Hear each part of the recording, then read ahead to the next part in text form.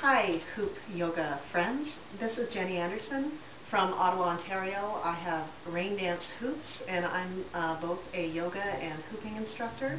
And I wanted to share with you a couple of yogic stretches that I do after my classes that I think are really useful, and also use the hoop as an alignment tool.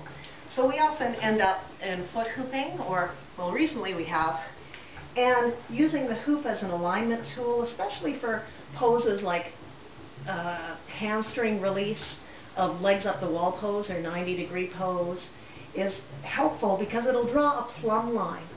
So oftentimes people will consider they're doing hamstring stretches by bending their knees or overextending, but a really good hamstring stretch really only requires you to have 90 degrees as you descend the tops of your leg bones and extend your heel up to the sky.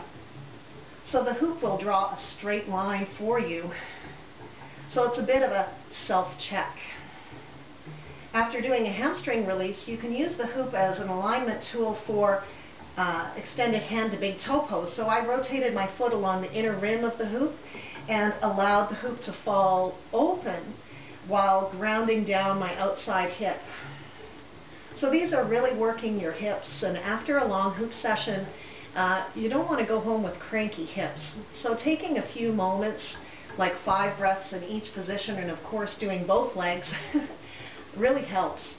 After that side, you can rotate your foot along the inner rim of the hoop in the other direction, holding on with the same hand to take an IT band stretch, keeping both hip bones grounded to the floor. So this doesn't have to be a big twist. You'll notice that this IT band, that from the hip to the outside of your ankle bone, can be very stiff, and breathing into that for 5 long breaths on each side, of course. I also use the hoop for a walking meditation near the end of class that really helps to quiet the mind. And initially you'll want to use your hand as a guide to keep the hoop from falling, and you'll obviously want to use a small hoop, one that's not longer than your legs. And articulating each of the steps from heel, weight transfer to toe is a well-known practice in meditation. It's also a really great way to heal your foundation, your feet. I've suffered from issues of plantar fasciitis and a lot of things associated with bunions, and a long history of dance-related foot injuries, broken bones. And orthotics help, but really getting stronger from the inside out is the best way to heal things. You're also receiving all the benefits of yogic inversions by turning your world upside down and allowing all that stagnant blood that's slow, that's filled with carbon dioxide and lactic acid, to be assisted by gravity to flood back to the heart and be reoxygenated, detoxified, and re-energized.